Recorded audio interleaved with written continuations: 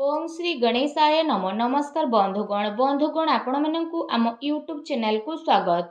बंधुगण आजिर ए भिडियो रे आमे आपण मानकु कहबा पई जाउछु आगामी 3 दिनर स्थिति आपणकर किपरि रहिबो, केउ प्रकार ए आगामी 3 दिन को आपण प्लानिंग करिवे, ता सहित जदि आमे आपण मानकु कहबु केउ सब क्षेत्र रे आपणकु फायदा हेबो, केउ सब जिनिस रे आपणकु विशेष रूप रे सावधानता अवलंबन करबाकू पड़िबो, आपणकर लव लाइफ किपरि रहिबो, क्यारियर किपरि रहिबो, बिजनेस आउ व्यापार किपरि रहिबो एवं ता सहित स्वास्थ्यर मध्य महत्वपूर्ण इनफॉरमेशन आमे आपण मानकु देबु। आउ ए वीडियो शेष रे आमे आपण मानकु किछि उपाय विषय मध्य कहिबु, जहा द्वारा आपण ए दिन को आहुरी अधिक शुभ और मंगलदायक सब्यस्त करि परिबे। तेणु आगो को वीडियो आरंभ करबा पूर्व आमर आपण मानकु रिक्वेस्ट कि जदि आपण आमर ए चैनल ले नुआ आछंती तो चैनल को सब्सक्राइब करंतु एवं सांगरे नोटिफिकेशन बेल को मध्य ऑन करंतु, जहा द्वारा समय समय रे सो अपलोड हेउतबा नुआ नुआ वीडियो रो नोटिफिकेशन आपनकु मिलिबो। आसंतु जानिबा किपरि रहइबो ए आगामी 3 दिन आपनक पई विशेष भाबरे। जदि आमे आपण मानकु विशेष रूप रे कहबु, सबुठारु प्रथमे कहबु कि कोन आपनक पई ए 3 दिन रे पॉजिटिव रहबा पई जाउछि। जदि कहबा तो फ्रेंड्स, ए दिन रे प्रकृति आपनकु भरपूर साथ प्रदान करिबो। कौनसी लाभदायक एवं महत्वपूर्ण समाचार मिलिबा कारणरू आपण निजे निजकु आत्मबल एवं भावनात्मक रूप से बहुत अधिक सशक्त अनुभव करिवे। अटकी थिबा कार्य को पूरा करिबा पई मध्य आपण पूरा परिश्रम करिवे। ए दिन आपणक पई बहुत ही लाभदायक दिन साब्यस्त हेबाकू जाउछि। ए दिन रे कोनोसी महत्वपूर्ण समाचार आपणको अवश्य मिलिबो। आर्थिक समस्या सुधुरिबो। अटकी थिबा कोनोसी जमी बाड़ी संबंधित कार्य रे आपणको सफलता मिलिबार जोग मध्य बनुछि। एहा द्वारा पुराणा मित्रंको द्वारा साक्षात हेबा कारणरू मन बहुत प्रसन्न रहिबो। सुख सुविधा भली जिनिस को आपण किना किणी करिके निजर टाइम को स्पेंड करिवे। निजर प्रतिभा आ क्षमता को बुझंतु। यह द्वारा आपणको व्यक्तित्व रे आहुरी अधिक निखार देखिबाकू मिलिबो तथा समाज रे आपणकर छवि मध्य बढ़िबो। ए दिन आपणकर व्यस्तपूर्ण रहिबो, कामर अधिक बोझ रहिबो, किंतु सफलता मिलिबा द्वारा थकापण आपणको हेबो नाही एवं उत्साह मध्य आपणकर बनिकी रहिबो। घरे बंधु को आगमन द्वारा मौज मजलिस रे टाइम को स्पेंड करिवे। निजर योजना को सफल बनेकी रखिबा पई ए दिन आपणको पई बहुत ही उत्तम रहिबो। काफी लंबा टाइम रु चली आसुथुबा कोनोसी प्रॉब्लम रु आपणको मुक्ति मध्य मिली जिवो, जहा पई आपण निजे निजकु चिंता मुक्त विशेष रूप रे अनुभव करिवे एवं आर्थिक मामला रे ठोस एवं महत्वपूर्ण निर्णय आपणक पई लाभदायक सिद्ध हेबो। समस्तंकर चाल आपणक सपक्षरे रहइबो एवं एहार आपण भरपूर उपयोग मध्य करिवे। आपणक भितरे कार्य प्रणाली कारणरू आपण समस्तंक प्रशंसार मध्य पात्र होई जिवो, किंतु कौनसी भी कार्य बा योजना पूर्वरु रूपरेखा अवश्य बनंतु। एहा आपणक पई बहुत ही भल रहिबो। अनेक प्रकारर सफलता ए दिन रे आपणकु अवश्य ही प्राप्त हेबाकू जाउछि। ता सहित आसंतु जानिबा आपणक पई कोन ए दिन रे नेगेटिव रहिबो। निजर क्रोध एवं तरतर भली जेपरि स्वभाव रे आपण नियंत्रण रखंतु। कौनसी संबंधित बा पड़ोसी सहित वाद विवाद भली स्थिति आपणकर उत्पन्न हेबो। उचित हेबो कि निजर कार्य उपरे आपण ध्यान दियंतु। अन्यर अजथा कथा को नजर अंदाज करंतु।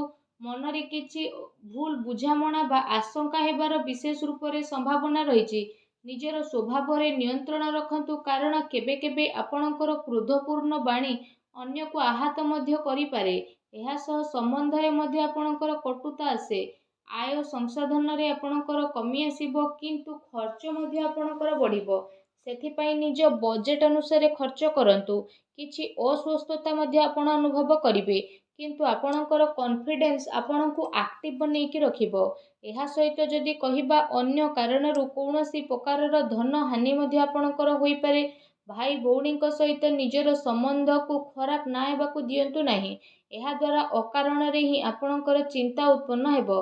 कौनसी प्रतिद्वंदी जलन भावना कारणरू आपणक पई किछि नकारात्मक वातावरण मध्य अनुभव हेबो एवं किछि कथा को नै लड़ाई झगड़ा मध्य आपणकर होई पारे, किंतु टिके सावधानता आपणको प्रॉब्लम रु मुक्त मध्य प्रदान करिवो। घर बड़ वृद्धंकर अवहेला आदु करंतु नाही। केबे केबे भूल बुझामणा एवं अलस्वामी कारणरू ଆପଣଙ୍କର ବନୁଥିବା କାର୍ଯ୍ୟରେ ରୋକାବଟ ମଧ୍ୟ ଆସିପାରେ। ଏହା ସହିତ ନିଜ ବିଚାରରେ ମଧ୍ୟ ସୁଧାରତା ଆଣନ୍ତୁ। ଏହା ଆପଣଙ୍କ ପାଇଁ ବହୁତ ହି ଭଲ ରହିବ। ଆସନ୍ତୁ ଜାଣିବା ଏ ଦିନରେ ଆପଣଙ୍କର ଲଭ୍ ଲାଇଫ୍ କିପରି ରହିବ। ବୈବାହିକ ଜୀବନରେ ସାମଞ୍ଜସ୍ୟ ଆପଣଙ୍କର ରହିବ। ମନୋରଞ୍ଜନ ସମ୍ବନ୍ଧିତ କାର୍ଯ୍ୟରେ ଆପଣ ଆପଣଙ୍କ ଟାଇମ୍ ସ୍ପେଣ୍ଡ କରିବାରୁ ପରିବାରରେ ହାସ ପରିହାସ ଏବଂ ଖୁସିର ମାହୋଲ ରହିବ। ପାରିବାରିକ ବାତାବରଣ ଆପଣଙ୍କର ସୁଖଦପୂର୍ଣ୍ଣ ରହିବ। ପ୍ରେମ ସମ୍ବନ୍ଧରେ ମଧ୍ୟ ପ୍ରଗାଢ଼ତା ଆସିବ। ରୋମାଣ୍ଟିକ ମାହୋଲ ରହିବ ଏବଂ ନିକଟ ସମ୍ବନ୍ଧରେ ଡିନରରେ ଯିବାର ପ୍ରୋଗ୍ରାମ ମଧ୍ୟ ଆପଣଙ୍କର ବନୁଅଛି। କାଫି ସମୟ ପରେ ଘରୁ ବାହାରିବା ଏବଂ ଲୋକଙ୍କ ସହ ମିଶିବା ଆପଣଙ୍କୁ ଖୁସି ଏବଂ ଶାନ୍ତି ପ୍ରଦାନ କରିବ। ପାରିବାରିକ ବାତାବରଣ ଖୁସି ଭରା ରହିବ।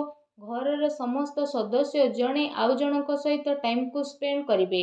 ବାହାର ସମ୍ବନ୍ଧୀୟଙ୍କ ସହ ସାବଧାନ ରୁହନ୍ତୁ। ଏହାଦ୍ୱାରା ମାନହାନି ହେବାର ସମ୍ଭାବନା ରହିଛି। ପରିବାରର ଗତିବିଧି ଆପଣଙ୍କ ଉପରେ ଦେଖା ମଧ୍ୟ ଯିବ। କାହିଁକି ନା କାମର ବ୍ୟସ୍ତତା ପରେ ଆପଣ ପରିବାରକୁ ଟାଇମ୍ ଦେଇପାରିବେ ନାହିଁ।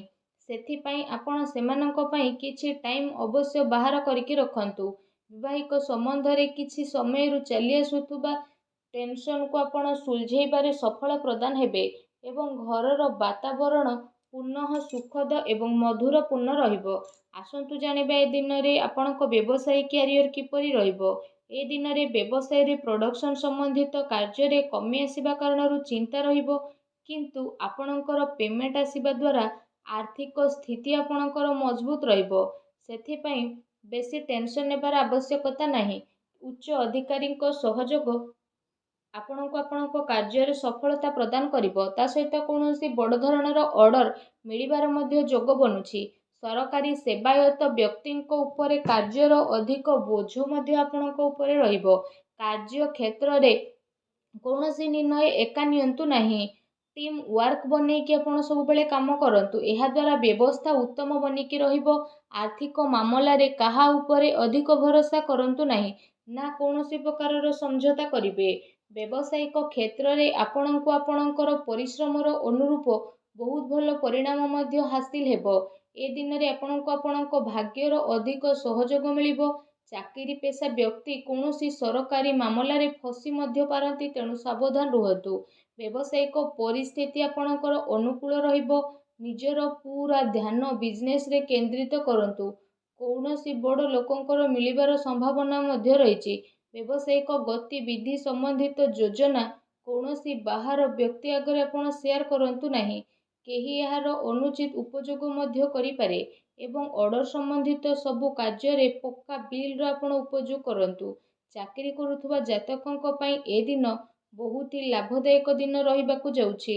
ଏହା ସହ ଚାକିରି ସମ୍ବନ୍ଧିତ ଏ ଦିନରେ ଆପଣଙ୍କୁ ବହୁତ ହି ଭଲ ଖୁସି ଖବର ଅବଶ୍ୟ ହିଁ ପ୍ରାପ୍ତି ହେବ, ଯାହାଦ୍ୱାରା ଆପଣଙ୍କୁ କାଫି ଖୁସିର ଅନୁଭବ ହେବ।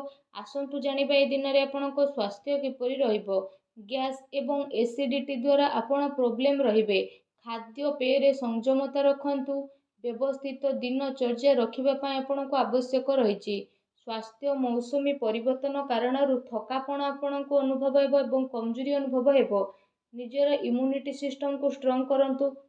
ତା ସହିତ ନିଜ ସ୍ୱାସ୍ଥ୍ୟକୁ ଆହୁରି ଅଧିକ ଭଲ ରଖିବା ପାଇଁ ଆପଣ ପ୍ରତ୍ୟେକ ଦିନ ଯୋଗ କରନ୍ତୁ, ବ୍ୟାୟାମ କରନ୍ତୁ ଏବଂ ସୁସ୍ଥ ରୁହନ୍ତୁ।